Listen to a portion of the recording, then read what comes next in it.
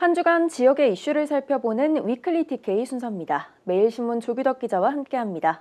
안녕하세요. 안녕하세요. 네, 지난 3일 윤석열 대통령의 비상계엄 선포는 대구 경북 지역에도 큰 반향을 일으켰습니다. 시민들과 단체들의 반응 어땠는지 자세히 전해주시죠.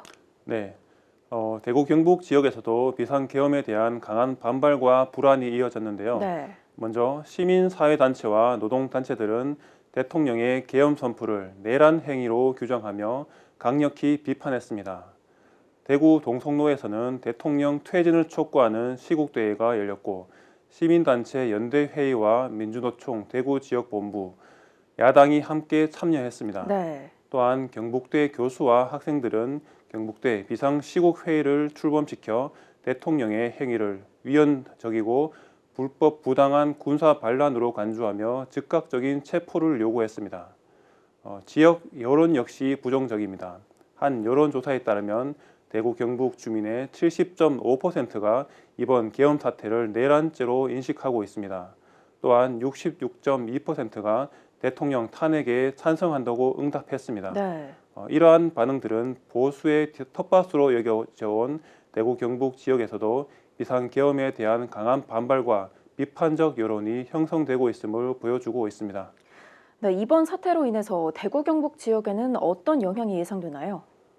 네, 먼저 대구 경북 신공항 건설 사업 차질이 빚을 가능성이 있습니다. 네. 정부의 공공자금 관리기금 지원 논의가 이번 사태로 불투명해지면서 공사 일정에 영향을 줄 우려가 큽니다.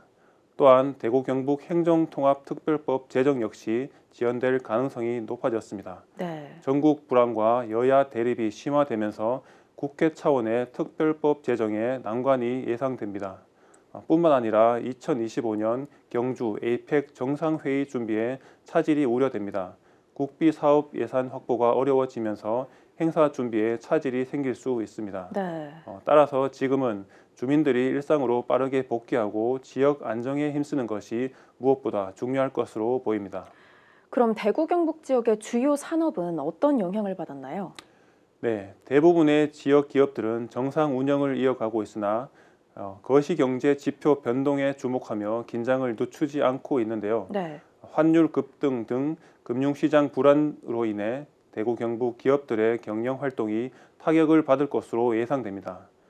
2차 전지 산업의 경우 LNF와 같은 대표적인 2차 전지 기업들은 현재 정상 운영 중이며 환율 변동에 차분히 대응하고 있습니다. 네. 원전 산업은 동해 심해가스전 개발과 체코 원전 수출을 계기로 한 지역 원전 산업 육성 사업이 타격을 받을 것으로 전망됩니다. 네. 그리고 반도체 산업은 거시경제의 불확실성으로 인해 당장의 전망이 어려운 상황입니다. 그리고 사회 기반 시설 발주, 부동산 시장 규제 완화 등 정책적 영향을 많이 받는 건설 업계는 업황 악화를 우려하고 있습니다. 비상계엄 사태가 단기간에 해제되었지만 대구 경북 지역의 주요 사업과 경제 전반에 불확실성을 증가시켰습니다. 네. 지역 경제계는 이러한 상황을 예의주시하며 대응책을 모색하고 있습니다. 네, 오늘 여기까지 하겠습니다.